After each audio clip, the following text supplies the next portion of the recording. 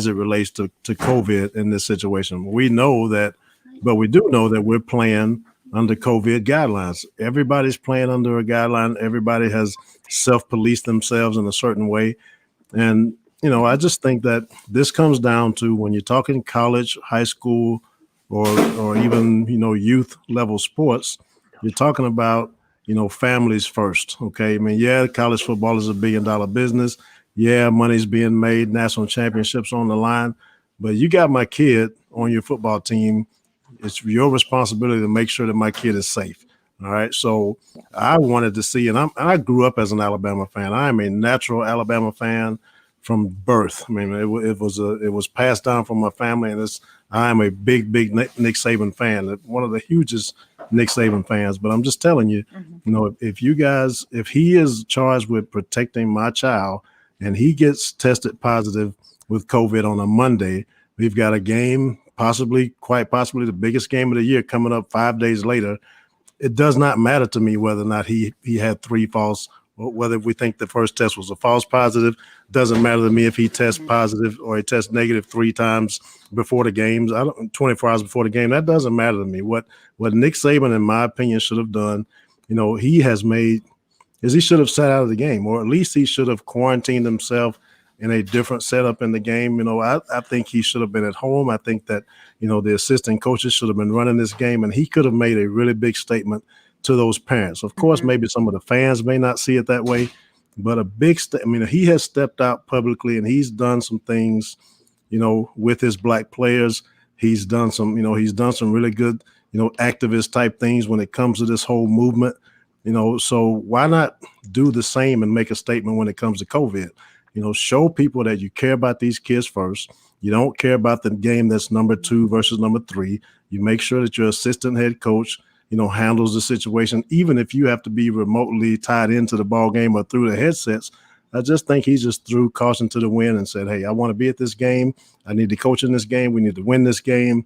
And he made sure that he was on that sideline. So that those test results don't matter to me. I just thought he should have made a human statement, by stepping himself away and figuring out a different way to coach that game. Okay. Wow. Some pretty big points that you made. Like you said, family first. Carlos, what are your thoughts on SABAN coming into the sidelines this weekend? I mean, I feel what you're saying, Coach. I totally understand it coming from a family first background. You want to ensure that you're not putting anybody at risk. But when I look at it on just the surface level of it, if we're going by the science, and they're saying that Saban had those 3, tests that came back negative, I think that there was no way in the world that he was not going to coach that game. He's just one of those ultra competitive guys.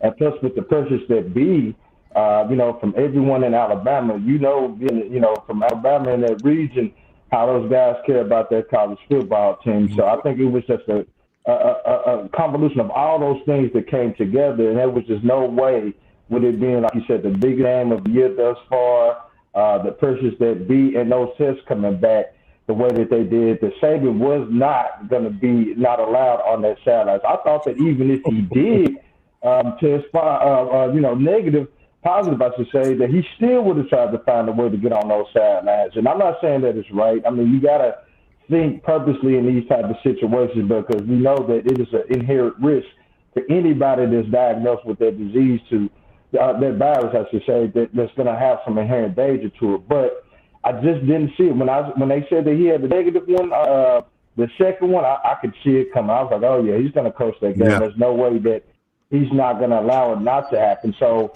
I'm kind of like you, Coach. I probably would have erred on the side of caution, but I just know with the pressures that be in his situation, being basically the face of college football, that guy would have had to been on his deathbed for him not to be able to coach in that game. I'll just say it like that.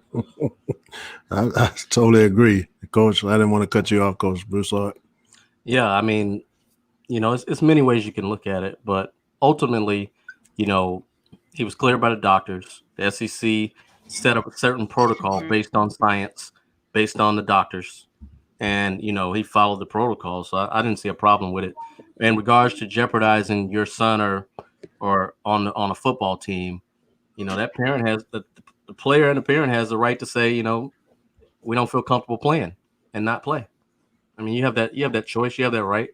But when I talk to people like that work in the medical field, a lot of people say their COVID units are empty right now. I mean, that's been a trend, and I have a different opinion. I think after the election, I think all of this is going to go away, but that's another. Hey, yeah, well, it's definitely another subject. We could talk down the political lines of that. I mean, I live in Green Bay, Wisconsin, and right now we are the new hotspot. So our hospitals are full, and we're almost at capacity in our hospital. So it just depends on where you're at. But it's like I told you guys yesterday. If you can't get back into a warehouse job as fast as Nick Saban got back to the sideline in football. I mean, if a warehouse worker tests positive, he's going to go quarantine for 10 to 14 days. Nick Saban quarantined for 2.5 days and was back on the sideline. And, and the SEC, yes, I understand it from a coaching standpoint. I get everything, but I'm telling you, the SEC commissioner showed me that he's got absolutely zero balls, because the SEC commissioner should have stepped up, put a stop to it. Hey, you just got tested positive 3 days ago. Let's take care of everybody. And let's figure out a different way to get you into a booth, or get you on the get you up high watching the game, or get you on the headsets with somebody. But the SEC commissioner showed me where Nick Saban runs the league. I mean, it's just simple as that. I mean, Nick Saban runs the SEC, and there's no way, like Carlos said, that they would have let him miss that game. And I knew it too, just like when we saw the negative, I knew it right then. I mean, he's going to be on that field, but like I said, Commissioner Sankey, he's no balls whatsoever. Okay, well, I can see both sides. I can see what everyone is saying. I understand that. I know it's something that we can continue to talk about. We're going to move forward. We're going to talk about this past weekend when it comes to college football. Any reviews? What are your thoughts, Coach Broussard? I can, Florida State. I mean, when you first say that, that's the first thing I think about, Florida State's performance. It just seems like, wow, they had they shocked a lot of people, beat North Carolina, top 5 team. That was not expected. So maybe they're going to turn it around. Like I said, the state of Florida is better when all 3 schools are good. So, I want Florida State to be good. I want it to be a competitive game. I'm disappointed we don't play them this year, but that game really stands out. And then you look around. I mean, what do you have? The Big Ten starting up. Is it next week coming up? So I'm kind of excited to see that. Yeah. But looking back at this weekend, obviously Georgia, Alabama, that was a highlight game. Georgia has done the same thing they've done in the last 3 meetings. They get up big in that first half, and in the second half they just fall apart. And Alabama, man, they look really good. I mean, Mac Jones is better than what I thought he was. He throws a great deep ball, pinpoint accuracy, and those playmakers they got. Waddle. I mean, Waddle's a playmaker, man. He's going to be a playmaker in the league. I like him a lot. I even like the Smith kid, too. They got 2 really, really good receivers. Najee Harris is coming into his own. He's running the ball hard. They're giving him the touches that he needs. And, man, Bama, they look unstoppable. I mean, to do what they did against Georgia's defense, that's pretty remarkable. Yeah. Yeah, there's no doubt about that, Coach. Okay. I mean, Coach Williams. As a fan, back putting my fans hat on and not talking COVID, I mean, very, very excited about what we're seeing. And this will be the year that, based on what happened with LSU last year and Alabama not being able to win it all, I think there's a new motivation in the building. I think that the players are wanting to regain their top spot. I think the coaching staff wants to do the same. Really, really sound football team all the way around. And a lot of people did not, think that Mac Jones could handle this. And, if you really, really break it down, I mean, from a scouting perspective, I mean, you could argue that, Mac Jones is right in that, right in there with Tua Tagovailoa when it comes to, where he's at as a pro prospect. I mean, this kid's got some ability, and numbers are speaking to that. So very, very, very, very dominant looking team right now. I kind of glanced at that last night. They have him as a 3rd ranked QB prospect. You got Trevor Fields, and then you had Mac Jones. Actually, you know what? He's fourth. You got the kid out of North Dakota State, Lance. Yeah, that's right. So, and then you have Mac Jones fourth. But actually, they got 5 quarterbacks going in the first round. They got I saw Fields, I saw Lawrence, I saw Lance, I saw, of course, Mac Jones, and I saw Kyle Trask, all going in that first round. So, you know, everybody's looking for that QB that can turn the program around. Yeah. Carlos? Let me jump in there, man. I'm a Tennessee boy, so you know the first thing I got to say is I don't know what the hell happened to the Tennessee Volunteers to go down in Neyland Stadium and allow Kentucky to beat you 34-7. Turnovers all over the field. Jared Garantano, look, man, this guy's been our quarterback for 4 to 5 years, and he makes the same mistakes that he made when he first entered the game.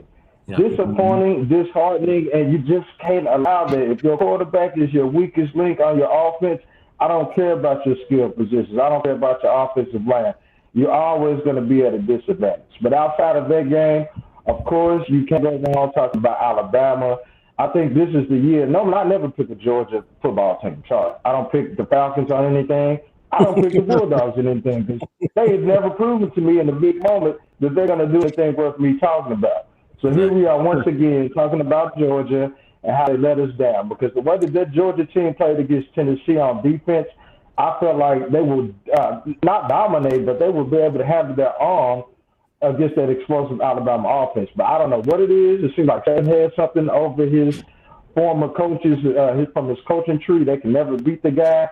And, you know, for Georgia to have that opportunity in the first half, you see the way the game is going, and to absolutely get shellacked in the second half by the Alabama team. Mac Jones, like you guys said, way better than a lot of people gave him credit for. And, you know, but I also think this, to have that receiving core, as you guys were talking about, Devontae Smith, I think y'all got to speak on John Michie, another guy that they have. I mean, he has so many weapons at his disposal that it makes your job a lot easier. One last team I want to throw in there, I think we have to mention as the Clemson Tigers. Talk about a beatdown. 73 points on any FBS level team, Division I, however you want to phrase it. That is astounding. Trevor Lawrence had 5 touchdown passes in the first half. The guy didn't even have to strap up or do anything going out to halftime. That Clemson team is scary good, and I think we do this every year because they don't play in the SEC. We don't give them all the credit that they deserve because they're not playing the level of competition that we think they should. But that team can play with anybody. And I think when it's all said and done, we're looking at another Clemson and Alabama championship game when it comes down to it. I think you might be right. I hope not. I'm tired of seeing that matchup. We need some new blood. We need some new blood. I am too, but I don't see nobody better than those two teams, man. They are lights and above. And Georgia always disappoints me. I can't get excited for Georgia because they do it every time. It's got to be hard to be a Georgia football fan. That's all I know. It's got to be tough. Yeah. I mean, they've out-recruited everybody. They got 5 stars all over the roster, and they still can't get it done. You know, I mean, this was supposed to be the year for Georgia. This was supposed to be the year that Kirby has all of his guys in-house, and this is supposed to be the year they get over the hump. So, you know, I look at Alabama's schedule, and I wonder who's left that they could possibly slip up. You know, that they can have a slip up. But I mean, with LSU out of the picture, I mean they're gonna win the West. So at this point, Florida and Georgia control their own destiny when it comes to getting to the East final. So they got to go head to head. They both have 1 loss, and they control their own destiny. I think that Florida. Florida's defense. You know, for me, that's the thing. You know, all the SEC defenses have been down. I think the one dominant one that we thought we had was Georgia. But to see a Florida team without a dominant defense is like, you know, something I haven't seen for the most part of my lifetime. I'm used to seeing those dominant defensive ends, those great secondaries. And, you know, they're getting lit up. The last I checked, you know, they didn't play this weekend. But to see them with such a great offense. And it's one of those things where they always wanted the great offense. I hear a lot of Florida fans here, SEC country, and they always talked about, you know, they took the defense for granted. They always talked about, well, we want an offense that's high flying. We want the Tebow years back. And everybody thinks So now they got the offense, but don't have the defense. So I'm really interested to see how that develops as the year goes on. But like you said, it's going to be Georgia and it's going to be Florida. And when those two guys play, those two teams play, we're going to see who's coming out the East. Yeah, and that's frustrating because on paper in the preseason, all of the Florida fans, we liked Florida's defense on paper. So I think it's a mixture of the COVID, the modified practices for COVID. That's why you're seeing a lot of defenses giving up a lot of points around. And then Florida, I think there's also a mix of they're very thin along the defensive front. So we're giving up a lot of yards in the run game. And here's one thing. We have our best defensive tackle that's been out all year. He's been out for the first few games. So I think we get him back this year. He's a difference maker on the defensive line. So we have a true freshman. He'll come back just in time to beat Tennessee. That's usually how y'all do it. He'll come back just in time when it's time to play Tennessee. And some kind of way, he'll have 3 sacks and you guys will beat us. It always happens that way. Yeah. Yeah. Hey, as long as you got Garantano at quarterback, I feel good about that game. Yeah. Yeah, Los. Man, I feel bad for you, Los. And I told you I lived for a little while in Memphis. I got people all over my social media pages. They wearing bags with the Tennessee hat on top of the bag with the eyes cut out. Man, it's a bad time right now in Tennessee, man. So, but you're getting better. Put it this way, you're getting better. You got a long way to go, right? It's just the quarterback position. It just shows you how important it is. I mean, we have everything that you need. Defensively, we can be pretty good. We have the skill players, but it's disheartening to see a guy go out there and make the same mistakes. You know, we've seen this 2 years ago, 3 years ago, and you just keep seeing it, and it's like we don't have any better options at this point to put in someone else. I don't care if it's a freshman. Just put. I mean, I don't care if we do what Kentucky did last year and have the running back be the quarterback. Do what you got to do to win games and get that guy out of here. I'm sorry. That's right. Absolutely.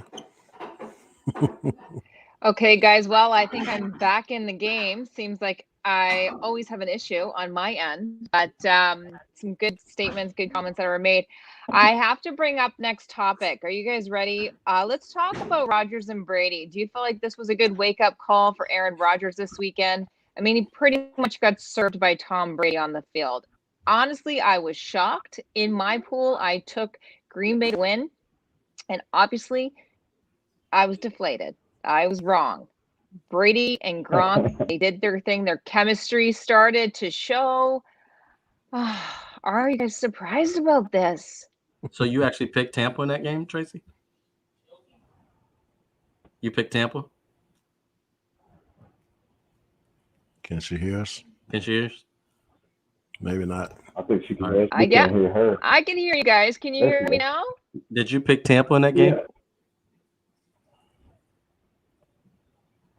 Did you pick Tampa, Tracy? No, I picked Green Bay. I picked Green Bay to win. Obviously, they didn't. As I said earlier at the top of the show, my picks were terrible this week. The only good one I picked was the Giants, and I was super happy. I was singing that song by CeCe Pennington. Finally, it happened to me. I felt like a winner, and it felt so good. It might only be short-lived, but that's okay. But yeah, no, I honestly, I feel like this was a good wake-up call for Aaron Rodgers. So, yeah, I don't know. Do you think he's going to bounce back from this? I'll just start by saying it's definitely going to be a wake-up call to the people here in Green Bay. I mean, and I know they were watching. My wife and I always decide we're going to go do the shopping, the grocery shopping on when the Packers game is going on. So when we went out to Sam's Club and all the places we went to yesterday, I mean, there's not a soul walking around Green Bay. Everybody's watching the game. And then you see them walking around this morning. Everybody is so upset and everybody's looking down. Everybody's got something bad to say about this. So it was definitely a wake-up call for those people who thought Green Bay had definitely turned the corner. You know, I've been telling y'all all along that, and I'm not taking any credit for this pick, but I'm just saying Tom Brady is the GOAT, and Tom Brady gave a GOAT style lesson to Aaron Rodgers, I thought, yesterday. I mean, he was absolutely on top of his game, and Green Bay didn't lose because you know, because Rodgers played well and everybody else didn't. I mean, Rodgers started out of the gate Mhm. playing bad. I mean, so he, this was truly a Brady versus Rodgers victory. It was sweet to watch. It was sweet to watch for Tom Brady, a guy that, that I'm pulling Yeah. for, to show people that he still got it. And like I said, just a true smackdown of a lesson, by him. Yeah, for sure. Anyone else have anything to say about Bree? I know we have our love-hate relationship. I think it was more for me. That's one of the few games I got to watch from like start to finish yesterday, and for me it was the defense of Tampa Bay to see what they were able to do against Aaron Rodgers and those receivers who were so hot coming into. I think they hit the number one offense coming into their game, but you see guys like Levante David flying to the ball. You see Carlton, I think his name was Davis here. Guy was all over the field, and that defense really turned their game around. When they got the 2 interceptions on Aaron Rodgers early, and Tampa Bay was able to convert both of those for scores, they never turned back. So I think that built the confidence for Tom Brady in that offense. And to your point, Trace, I think the biggest thing coming outside of looking at the Tampa Bay defense was the connection that Brady and Gronkowski was able to make. Because for me, I was looking at Gronkowski like, okay, I don't know about this guy. He looks a little old. He's not doing some of the things we used to see Gronk do. Guys are like running by him, and he's not able to do anything. But he showed he still does have it. Maybe it took a little bit while to get the conditioning going, get his body where it needed to be. But there's got to be a scary sight for anybody in the NFC to see him hooking up like that with Brady on top of the other receivers and people that they got. So I just think that the defense really showed out, and Aaron Rodgers never looked comfortable in that game. To me, I give a lot of credit to their defense. And that Tom Brady did what he always does. He's going to be solid. He's not going to make a lot of mistakes and things like that. But it was up to that defense. I always thought the Tampa Bay defense had to come along in order for me to really feel like they're a contender. And they looked the damn part yesterday. I got to give them that. Yeah. I tend to agree with Carlos. It seemed like Tampa had Green Bay's playbook. Green Bay #1 offense. It seemed like Tampa was on everything that they call. I mean, it was a brilliantly called game by the Tampa Bay defensive coordinator. And I also got to agree with Carlos that Tampa, man. The thing about Gronk is when you've been a great player, an exceptional player, and you hit that point where you're kind of out of your prime, you're still capable of giving these phenomenal games like you did in your prime. You just usually can't do it consistently as you did it in your prime. So yeah, you can get games out of Gronk where it looks like the old Gronk, but next week it could look like the Gronk that's past his prime. So it's just something about him. Like they'll have when I was in Detroit, we had Reggie. He was kind of past his prime, but Reggie would have runs and Reggie would have games that it looked like the old Reggie. So I kind of see that in Gronk. I see plays. I see certain games where he's really going to get off and have an old Gronk type game.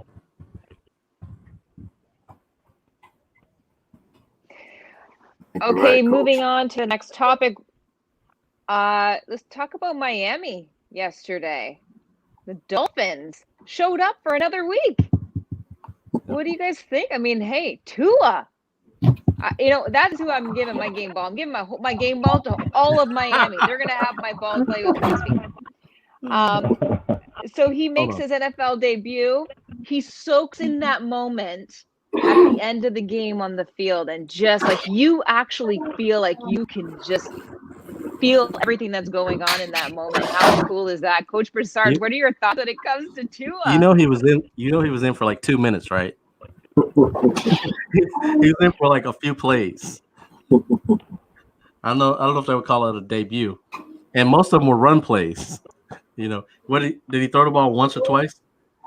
So not to steal his shine, but I want to see him start a game and finish a game. But Fitzpatrick is doing well right now, so it doesn't make sense to make that move. I love to see the Dolphins do well.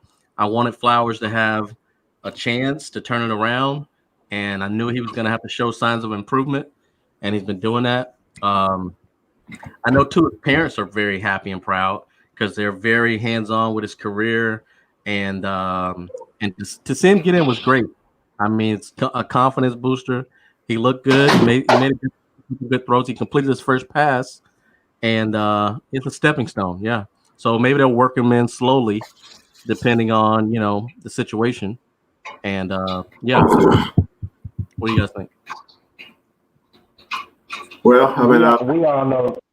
Go ahead, Coach. Go ahead, Coach. Go ahead, Los. You good? I was just gonna say we all know that Ryan Fitzpatrick is not a fan of success. I mean, this is a guy that as soon as you think that he's got it figured out and he's gonna stick with the team, he just goes left, man. He just goes and starts throwing 4 or 5 interceptions a game and this and that. So I think from the most important part of this matter is that you do got to work to win, and we should see more of that as the season progresses. Now, I don't know about you guys. I didn't see the Dolphins being quite as good as they are. That's just one of those things where you got to wait and see. But you do got to give the coach Flores down there. He's doing a great job. That team believes in him. They play hard for him.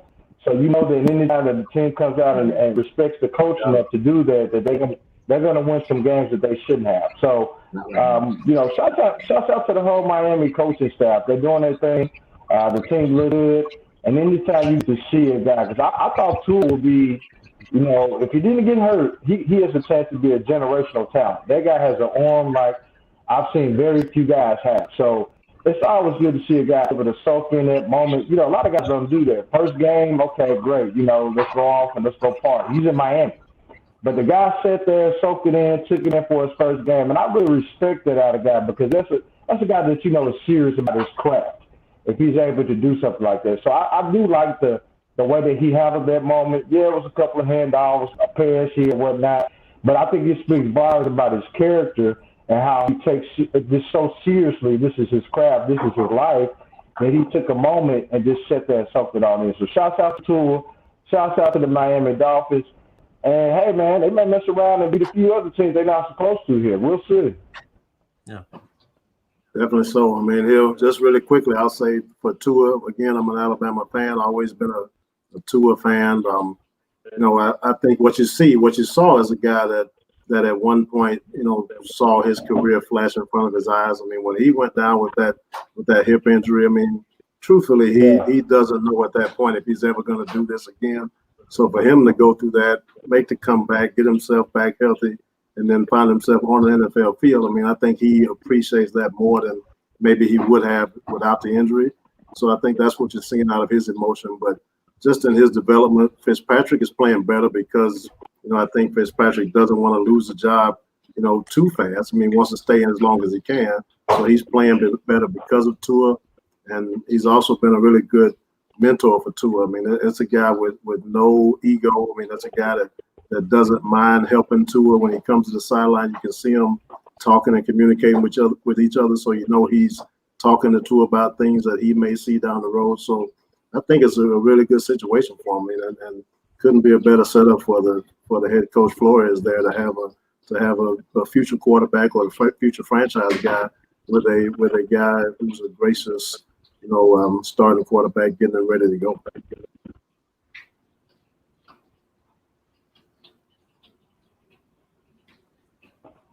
Back to you, Tracy. Then.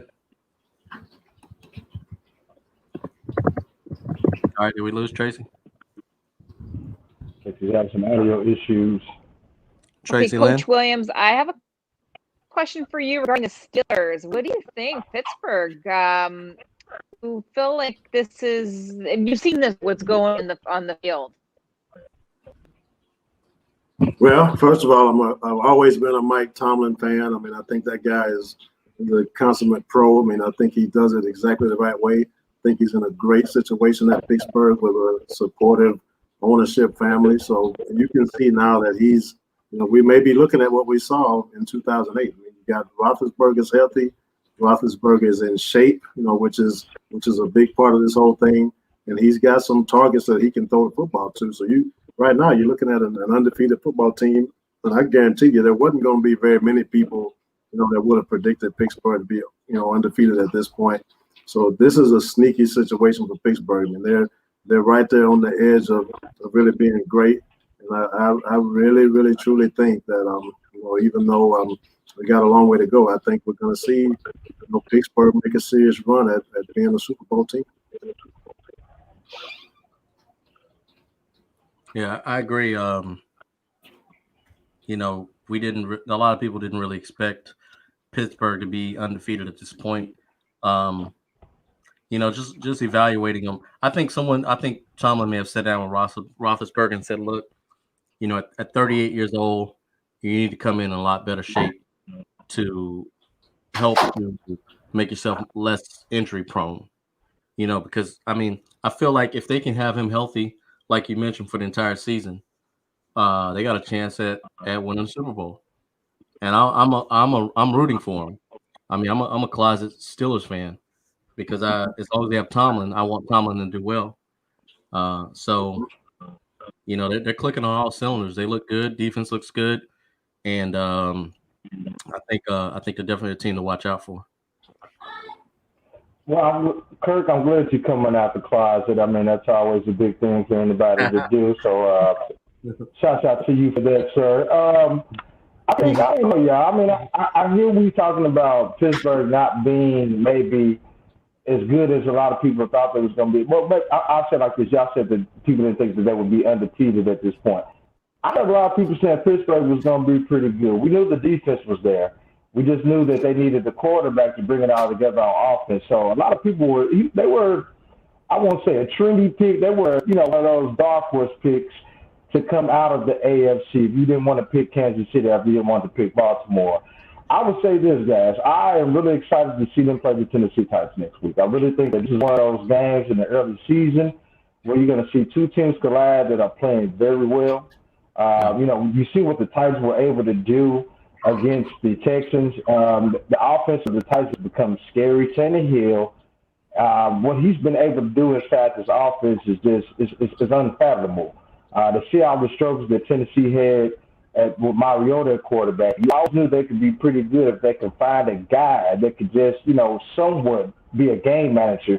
And Ryan Tannehill falls in their lap. Not only is he a game manager, this guy is turning out to be a top QB in the league. So I think the game next week, we're going to find out a lot about both teams because the Titans, they face some pretty good competition, but probably nowhere near the likes of the Steelers. We know that they're going to bring it. I think the Steelers know that the Titans are a good team at this point. Again, a lot of people disrespected the Titans, even after the AFC Championship run. So I think this is the game that we're going to see how good are the Titans. Are they really as good as we think they are? And also for the Steelers, can the Steelers stop a top 5 offense? Because we know their defense is good. They just haven't faced their level of competition. So I'm excited to see that, fellas. That's my top game of the week going into next week. 2 undefeated teams and 2 teams that can challenge Baltimore and Kansas City in the AFC. Yeah, I kind of see that being like a preview potentially of a playoff matchup with Tennessee and Pittsburgh. That's going to be a really good game. Tannehill, I think he is the game manager that they needed, but I think he takes chances, and he'll hit them with some deep balls here and there. And that was the thing about Mariota; he was too safe. That guy he played the game too conservative, and so it's a breath of fresh air to see Tannehill make the turnaround from what he showed in Miami. I never would have predicted that. He was a guy out of college that I had no idea he would do what he's doing now. So I think he's developed quite a bit, and he's matured, and he's making plays. He's making enough plays to keep him competitive. And with that run game with Derrick Henry, man, that's hard to stop, man. That's hard for anybody to stop. So that I really want to see what Derrick Henry can do against Pittsburgh. But I think teams just get tired of tackling him, man. He's a low down. He's a low to bring down. So I'm excited to see that game, see that matchup. I agree. I like what you said. I like what you said about Henry. And to me, Henry's one of those guys. He gets more valuable as the season goes on. You want to have Henry on your team in December and January because, like you said, because guys are not trying to tackle that in 15-degree weather. You don't want to see him coming at you. You're already tired, and by the fourth quarter, he's wore you out. You don't have any legs left to tackle the guy. So he's just that guy that the Titans can depend on. And, again, being in Tennessee here, now I cover a lot of different teams, but the disrespect that Tennessee Titans have gotten, you hear guys like Stephen A. They put them in the top 5 teams of the league right now. They got teams that lost a game or two over the Titans, and I think that the Titans are feeding off that disrespect. And I'm gonna tell you another stinky good thing about the Titans. Mike Vrabel. He has learned from Bill Belichick some of the cheats and things that you can do to get over as a coach. He had a situation where I think he put 12 men on the field at one time during the end of that game just to buy himself more time. He took the penalty, but the clock stopped at that point, and he made sure that his team got more time. So this guy he's off the Belichick tree, and he's probably the best coach from the Belichick tree, and it's starting to show. The guy can really coach. Yeah. That he can. Yeah, y'all got something to be proud of. You're talking Tennessee, but that's you're talking with the Titans. Y'all got something to be proud of. And you're right. Vrabel is a very, very good coach, and you got the best running back in the league. I mean, y'all got a lot of things to be looking up in the Titans land for sure. But let's not say y'all, Coach. I'm more of a Cowboys fan over here. I mess with the Titans because I'm here, and it's the home team. But I am a Cowboy fan at heart. It's hard to be a Cowboy fan nowadays, but I ain't gonna give up on my guys yet. I got you. So with the loss of Dak, what's your thoughts about losing Dak? You think Dalton can carry on and keep you guys in the playoff or possibly a playoff picture? I think we'll be just fine. When you're playing in the NFC least, you just need a guy. I mean, and with the weapons that Dalton's going to have, he's never had those type of weapons, not in this time in Cincinnati. So I think we'll be fine on offense. The defense is what scares me, Kurt. I mean, we can't stop a nosebleed right now. I mean, you see these big holes and things that, like, these teams have against the Cowboys. Like, whoa, my God, how did that defense become so bad, like, in one season? I mean, Rob Marinelli was a pretty solid defensive-minded coach, and but he was so vanilla. So I was excited to see us get some new blood in there, and this guy's like first. So it's like you can't win for losing, man. And I think we'll be fine in the QB position, but if that defense doesn't tighten up, it doesn't matter what we do. We're gonna lose, man. Yeah. Listen, somebody just lost me at their Cowboys fan. I know you're a Redskins. Excuse me. Washington football team. I'm still not used to saying that, but I know you're a Washington football team fan. So you guys don't even have a nickname right now. So I got to give that to you. You have fun with that, okay, Tracy? Well, let's get on to our next topic. I hope you guys didn't miss me too much. Okay, coaches, this one is geared for you. I want a coach's perspective on this. Coach Broussard, Coach Williams, I want you to let me know what's in New York, and it's not the Giants, it's the Jets. What's going on when you're looking out on that field? What are your thoughts when it comes to why they can't get a win? I mean, we're week 6. It's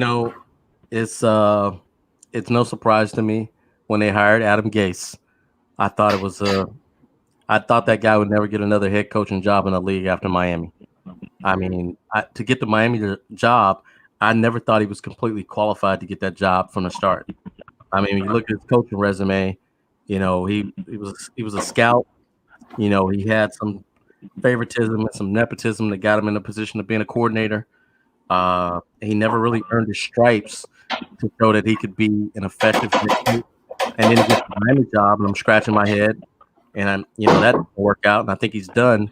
Next thing you know, he pops up in New York with the Jets, and it's just one of those things to where the Jets, man, I don't know who's making the decisions on their draft picks and their coaching hires, but none of that is leading to the way you build a successful organization, and so none of this surprises me. Now Le'Veon Bell's out. Where now I saw they bumped up LaMichael P. Ryan to get more carries this week in the run game. Sam Darnold's not working out to be the quarterback that they expected. And a lot of people question that pick. A lot of people question bringing in Le'Veon Bell, you know, and so it just doesn't surprise me. Then they let players go like the safety to Seattle. What's his name? What's his name? Adams, the best safety in the game. Yeah. You let this guy go. So it's decision after decision that they've made that does not surprise me that they're in this predicament that they're in, struggling. Carlos? Yeah. I mean, hey, you know, like when I talk about basketball, we said the Clippers going to clip, right? Jets are going to jet. I mean, it's the Jets. And Coach Williams, what are your thoughts looking at it from a coach's perspective when we're talking about the Jets? Carlos, you can finish the thought. I know Tracy can't hear us. You can I finish was the just thought. saying the Jets are going to – I appreciate that, Coach. Thank you, sir. The Jets are just one of those franchises that can't ever seem to get it right. I don't know what it is. And the decision-making up top, like Kirk was saying, Adam Gase, from what I'm saying, had the endorsement of Peyton Manning at one point. And that has led to him getting a lot of jobs he shouldn't have got. As soon as you see a whole team kind of just go against a coach, you know it's just not one guy that's got like a prima donna type of attitude towards it, and it's the whole team. Usually you got to let that coach go. They don't believe in him. They don't seem to even like the guy. So it's hard to get out there and think that these guys are going to go out there and play besides earning that money. They don't care nothing else about it, and it shows. I bet if you put Sam Darnold on, let's say, the Indianapolis Colts, you put him on, you know, any team that needs a quarterback right now that's got a coach worth a damn, he'll be just fine. You know, New York is a place where quarterbacks go to die. Sorry, this happens, and unfortunately, Sam Darnold was picked by them, and now we're seeing a guy that had a lot of potential coming out of USC get it thrown down the drain. So, again, the Jets are going to jet. I'm not even thinking that this was anything surprising. Let me pitch it over to Coach Williams. What's your thoughts on that, Coach? You know, I don't disagree with either one of you when you talk about Adam Gase. I mean, I'm not, you know, I've always been a coach that tries to, you know, not do too much criticizing of another coach. But as you guys, you know, I'm just going to say you guys aren't wrong in your evaluation of Adam Gase. But I'm going to tell you too, man, organizations are not losers because of one person. You know, organizations, especially when you're talking about, you know, losing over a long amount of time. I mean, there is something wrong with the New York Jets organization, period. You know, I mean, they have no culture, you know, which shows you with what happened with Adams. I mean, he can't get along with the coach, but he's allowed to do and cause the trouble that he caused. I mean, they have no culture. They have no base of culture with that organization. They draft bad. You know, they don't do anything right when it comes to structure. I mean, you know, Sam Darnold is not good. I mean, people can talk about it and they can say, and he's going to be, that kid cannot play football. He cannot. I mean, he sucks. You know, Sam Darnold sucks. I mean, and so you put your organization's future into a kid that had been a high school linebacker who really showed no explosiveness, no elite arm coming out of college. Yeah, he won some games and he could do some things, but that kid is not an elite NFL quarterback. No way, no how. So somebody pulled the trigger on him and drafted him and put him into the spot that's going to all of a sudden turn our team around. That's one of the reasons why you're where you are, because you're not making good decisions personnel-wise. You don't have a good structure when it comes to what's being handed down from your ownership and putting a ring on these guys and keeping people, you know, going on the straight and narrow. You don't have that. And then you get a coach who comes in who probably, like you guys say, is not that, he ain't that guy either. You know, so you put all those elements together and you got what you got. I mean, the New York Jets hadn't been worthy of talking about, you know, in a decade or more. I mean, so it's not just Adam Gase, but that whole thing is a dumpster fire in my book. Yeah. I think they had some respectable teams when Rex was around. Yeah. You know, they had some playoff worthy teams, but ever since then it's been downhill. You know, and I'm not sure how much this is affected, but you know, I just recall a lot of I've had several friends that have gotten hired within that Jets organization that I know were not qualified for those personnel jobs that they got. So I'm wondering, you know, is that a common trend in the higher level positions as well? or what, but I know they've hired some friends of mine that were not qualified to be in certain positions in the scouting department. So, like you said, it's not one person's responsibility. But Adam Gase wasn't going to make it any better when they hired him. Absolutely not. That's why I agree with you the most, Coach. I mean, it's easy to pick a scapegoat when everything is going wrong.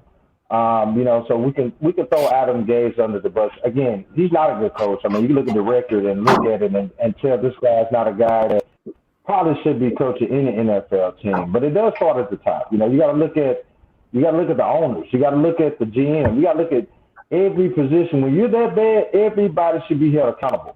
I don't see any accountability in their franchise.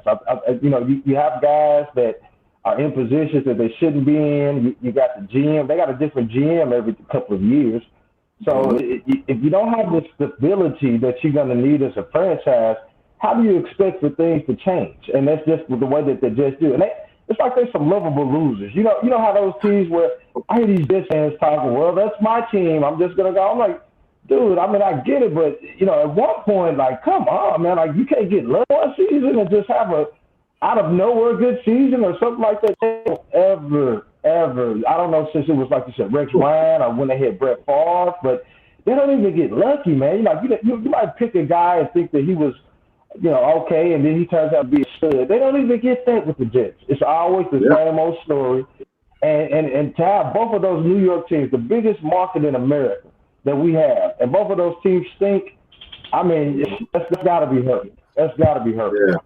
Yeah, no doubt. But, even when they do make a great pick, like getting Adams, they let him go out the door. So there you go. You're right. That guy has potential Hall of Famer written all over him. That kid can play. So, what was the thing with Le'Veon Bell and Gage? Like, Gage never ever tried to take a liking to Le'Veon Bell. It's like he never had a chance. I know the GM kind of signed him and Gage didn't want him, but to me, you got to foster a relationship. This guy's one of the best running backs in the game when everything is right, and he didn't even seem to try to leverage, any type of relationship with the guy. Yeah, I noticed that. I don't think the guy is the most likable coach in the locker room. He's definitely not a player's coach at all. And so, it's just one of those things, again, where you got people getting jobs that aren't completely qualified. He was never qualified for that Miami job. A lot of people questioned it. I mean, 5 years prior to that, the guy was a scouting assistant. Now he's a head coach in the NFL. So it's just one of those. I think the next topic we're going to move forward to was the is it possible for the NFL to have a bubble similar to what the NBA played in? Is that even possible to do with that amount of players? So we kind of want to get in that and talk about that. Carlos? I don't see it, guys. I mean, it's just too many players play on one team. What are we talking? The 53-man roster. You're talking about 32 different cities spread all over the place. The thing about the NBA and the NHL, where a lot of people want to compare to the NFL, is that the NHL and the NBA, those teams were already playoff teams. They already had those playoff formats set up, so you already discounted about half of your teams. So you're not worrying about 32 teams. You're worrying about 16 at the most. And then you got to cut down even more as the playoffs go on. I just think it's really, really hard. I mean, what are they going to do? Rent a hotel? Like rent a hotel for the whole season? I mean, I don't get it. I don't know how you get a bubble situation with the rosters being as big as they are, the traveling and everything. And one thing I would say about the NFL, guys, that I really was disappointed in, they had so much time to be prepared for the season. They saw what the NBA did. They saw what the NHL. They could have stole ideas. They could have did anything. The NFL kept the status quo. We're going to play this season. We're going to do this, going to do that. But we're not setting any type of parameters into how this season is going to go on. So I think they caused their own problem because of their stubbornness not to bend to COVID. And COVID makes everybody bend to it. I don't care who you are in this world. You have been touched or affected by COVID. And NFL just went status quo on us. And now all these problems are starting to pop up. And now they're looking like they wasn't prepared for the situation. But I don't see it. I just don't understand how a full season can go in a bubble with so many people on one team. Yeah, I agree. What do you got, Coach? I totally agree with that. Yeah, I agree with Carlos on that one. I mean, first of all, I mean, how could you put it together with that number of people? And, just talking about the NFL having time, man, that's a great point. I mean, they had time to get it organized, and obviously they missed the boat. But we always give credit to Adam Silver and the NFL and the NBA people about how they do things the right way. I mean, you would look at the NFL on the opposite side of that stick. So, but there is a lot of guys to control, and I know things are going on now, but man, I just don't see how a bubble could work either. Somebody's mind way smarter than mine would have to put that together, but I don't see it either. Yeah, I agree. I mean, if they can some way find a way to stumble through the rest of the season, get through the rest of the season, get into a playoff situation, and get a Super Bowl champion between now and next season, maybe they'll have a vaccine for this, and then we can have a regular, normal life and football life next year. Yeah. But yeah, that's all I got, guys. You guys got any topics that went down this week in sports that you want to bring up? I know we wanted to talk about the new undisputed champion Lopez. I knew you was gonna do this, Kirk. I knew you was gonna do this, Kirk. I watched the fight. The boy looked good. I mean, he reminded me of a young Fernando Vargas. Is what he reminds me of. If you guys remember Fernando Vargas, yeah, he's got a killer, got a great jab, throws some really hard shots. He's got just enough confidence and flamboyancy to pull it off. And a lot of people are talking about him versus Tank, to really see who's got it. He's got 4 belts now, and that's never been done in the lightweight division. What do you guys think? Man, I'll just say, man, I'm not much of a boxing guy. I don't watch a lot, but I do know that this kid Lopez, I mean, his swagger made me take a look at what was happening. I mean, he's got swag. A young kid, I think he's a 23-year-old type kid. I mean, he's talking to us about, he's about to change the game. I mean, I love it, when I see those boxing guys and, they really understand where the game is and they understand what they can do for the game. And this kid seems to understand that he can be a guy that sparks this thing back underneath boxing, and he's talking about, hey, I'm a game changer, and I'm walking this thing with swag, and he's got some talent too. I mean, watching him in the fight that he had over the weekend, I mean, talking about a kid he's explosive, man, athletic, explosive, and for me, I just like to see a guy that's got that swag and knows that, hey, I got to put this thing on my back and bring boxing back to the forefront. No doubt. Carlos? Yeah, I'm with you on that, Coach. I love a guy that talks about it and is about it. I've only seen, I think, one other Lopez fight. I knew the guy wasn't bad. Now, I had seen like 3 or 4 Lomachenko fights, and I'm thinking that Lomachenko, being a veteran, she better handle the guy. And I was disappointed that Lomachenko never took the fight to him as much as I thought he should have. Okay, he got some shots in there towards the end of the fight, but when you got a guy like that is talking a lot of crap, and he's coming out here saying what he's going to do, you got to take those guys out early. And if you don't take them out early, that confidence is going to keep on building. And by the time you get to those mid rounds, it's going to be hard to beat that guy. So I was disappointed in Lomachenko. I always heard about he's pound for pound, the best boxer in the game. No one can beat Lomachenko and all this, and then just come out and lay a dud against this young kid. So sometimes boxing is funny like that. Guys are always going to be the champion for the next, 3 or 4 years. And this young kid comes out of nowhere and destroys him, which Lopez didn't destroy him. I'm not trying to say that, but I'm just saying that it's just funny that it happened that way. Now Lopez, with those 4 belts, is going to be looked at as one of the top pound-for-pound boxers going forward, and he could definitely talk with the best of them. To me, it's only one part of boxing if you're a great fighter.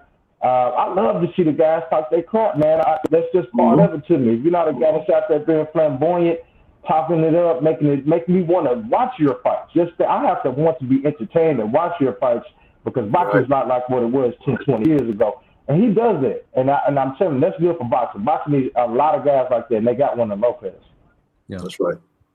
Yeah, it's just interesting to see. You have 4 guys. You got 4 names, and I may be leaving somebody out, that are all under 24, 25 with Devin Haney. You got Tank, you got Lopez, and you got Garcia. And all 4 of these guys are like on the bubble of getting into that big time pay-per-view dollar bringer type guy, and all they got to do is fight each other. Some of them have belts, some of them on the cusp of getting belts, but some of them are slightly different weight classes. And I was listening to an interview with Roy Jones recently. He was saying that these guys need to abandon their belts and go down and get the big fights to have that household name. If you're not fighting the best of the best, and one thing about boxing is they've added some weight divisions. It's too many weight divisions now. It used to be like 8, now it's like, I don't know, maybe double that. There's too many weight divisions, and you're not getting guys that are household names like a Sweet Pea, a Floyd Mayweather, a Sugar Ray, because these guys are sitting comfortable in their weight class with their belt, and they don't go up and challenge the next guy. Yeah. But if you've ever watched Devin Haney, if you've watched Tank, I mean, these guys are explosive, and they got potential to kind of be some household names. And I like what boxing is doing by putting this fight on ESPN where everybody can see it, not pay-per-view. That was huge to bring the sport back. I know Bob Arum's got his hand on it, and I'm sure he's still making his money, but it's good to kind of put, boxing used to be on ABC. I mean, I remember as a kid in the 80s watching Hagler and Sugar Ray on ABC. You didn't have to pay for it. So I think that's going to be key for the sport to bring it back mainstream. Let me ask you this, Kurt. A lot of times I don't see guys wanting to fight each other no more. They kind of like, I'm thinking of, Spence, I'm thinking of Crawford and guys that we know, we can take it back to Pacquiao and Floyd Mayweather. Fights that we know should go down, they don't go down the way they used to. Like that Floyd Mayweather and Pacquiao is a perfect example.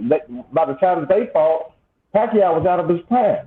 And it pisses me off because I'm like, come on, guys, like this is what you do it for. Like I know that everybody wants to go undefeated and just ride off in the sunset, but you're doing a disadvantage to your sport, like you said, when you don't fight the best of the best. And I hope that's not what happened with these guys that we're talking about now. I hope that they got the courage to not care about the wins and losses so much, and just proving that I am that guy. I don't care about wins and losses, even if I lose. We do a rematch and things like that, because I think that's one of the biggest detriments that I've seen in boxing. Because I'm a big boxing fan too. I love, like you said, when they was fighting on ABC. I love when guys we knew for a fact would fight each other. It was just a matter of time, but I get that. I don't get that sense as much as I used to. I'm like, I don't know if that guys will ever fight, and I hate that, man. It never should come to a point where we don't know if the two best guys in their weight class, not even the weight class, maybe 10 or 15 pounds from each other, but they can go up and go down, and they just never fight, and that really pisses me off when I see that, man. Yeah, because you got so many weight classes. A guy can just sit in his weight class, and he doesn't have a mandatory title defense, and it's not mandatory for him to go up and fight the number one contender. He could just sit there because the number one contender, anyone that's closer to him, is in a different weight class, and so they just sit.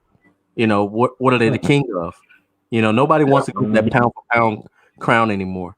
It used to be that pound for pound crown was valuable, and they don't seem to want it. But you're right. I love the sport. I don't want to see it die as well. And man, it's just really, it's crazy to see, because I think boxing has always lost a lot of guys to football. There's a lot of guys that are NFL tight ends that could be heavyweight champions of the world, possibly, if they had honed that skill from a young age and fell into boxing. UFC now too. You got a lot of UFC guys that just going that route because they get more exposure. And to me, like you said, in our day, I don't know, maybe I'm a little bit younger than you guys, but the biggest thing in the world was the heavyweight champion of the world. If you was that guy, I don't care if you played football, I don't care if you played basketball, you was man. You walked in them streets, you was the most feared man on the planet because you knew them hands was talking about something. But guys don't even care about that no more, like you said. It's like whatever, Most guys, if you ask them, they don't even know who the heavyweight champion in the world is right now. Because they don't care about boxing anymore. So I remember when we were young, man. I mean, growing up in that area we came up in, Kirk. I mean, you had options. You could go in and you could get into boxing. I mean, you could do it through the police athletic club. You could, there were boxing. There were boxing foundations you could go to at that age, between the, being a kid in the late 70s and 80s. I mean, you're talking about, you could actually, get, you could go and start a boxing career out at 6 years old. I mean, you could go into a gym and get into the sport. I don't know if that same thing exists now. It's like I said, I'm removed from with my eyes being heavily on boxing, but I knew that at 7 years old, I mean, I could have, made a decision to get into the sport of boxing. I don't know if the kids today, have that same option. So you guys have to tell me, but I don't think they do. Yeah, I remember having that option. My uncles used to get gloves and put them in the backyard. We used to go at it. So There you go. Yeah, Yeah, y'all before they start shooting everybody. I hate to say that, but you're right. They'll put them gloves out there. Y'all got an argument. I'm tired of seeing y'all boys always running up on each other. Let's go ahead and handle it right here. Let's put these gloves down. Let's see who's the real man. You talking about all this crap, man. But going to your point, Coach, I'm here in Nashville. I see, and it's been surprising me. I've seen about 2 or 3 boxing gyms open up, and it was a sight to see, man. I'm seeing a little bit more of that being integrated, but I think really with the concussion thing and parents being so cautious about their children more than they have at any other point, that I think people don't even want their kids to get in the box. They look at boxing as like that's the only option that you got. I got basketball, I got football, baseball. Guys just don't seem to, parents and people don't seem to want to put boxing towards the forefront. Because I get it. I mean, it's scary. Your kids getting hit upside the head all the time. But I have seen a few more pop up here in Nashville. I can say that much. Yeah. But you know what? I've seen a lot of UFC gyms popping up. Okay. A lot of UFC gyms have been popping up. So I think it's a lot easier to go into that now than it is to boxing. So yeah. All right, Loach, that's about all the time we got today. You want to tell the folks how they can find you, about Sportaholic, your group, and your show. Let the fans know. Most definitely, man. So we do it each and every Tuesday. We got more on the table that's coming. Sportaholic Nation, stand up. I appreciate all the people that's been rocking with me for a long time and again for a while here in Nashville doing my thing. You can find us at sportaholicpodcast.com. Merchandise, all the latest episodes. You can find these 2 great guys show as well on there. They're part of the Sportaholic Network. So make sure y'all check us out. Again, that's sportaholicpodcast.com. If you want to keep up with me on Twitter, I'm at Los Page. You can find me as well at the same name on Instagram and also on Facebook, man. So this is what we do. We talk sports. Shout out to Kurt. I've been rocking with Kurt for a long time too, man. I'm really proud to see my man get up and do his own thing, and he brought in Coach Williams. So shout out to both of y'all guys. Y'all keep rocking, man. Appreciate y'all for having me on today. Thank you, Lo. Salute. Thanks for hanging out. Yep. And fans, you can find the show on the PlayCallers Pod on all social media networks. You can find a copy of this podcast on wherever you get your podcasts. We just got picked up recently by iHeartRadio, so we're available on that as well. Be sure to tune in next week. We're going to be right back at you. Myself, Tracy Land, and Coach Chris Williams. That's it. Salute. See you guys. Appreciate you, Carlos. Hey, no problem, man. Anytime. Yep.